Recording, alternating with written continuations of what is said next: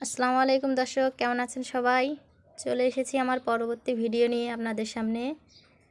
একদম ফুলকারি কামিজ দেখুন।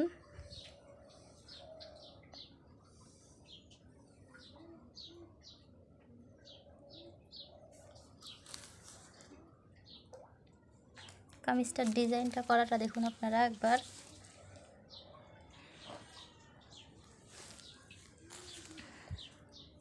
এখানে ডাল সেলাই আছে, পাতা ভরাট আছে, ফুলগুলোও ভরাট।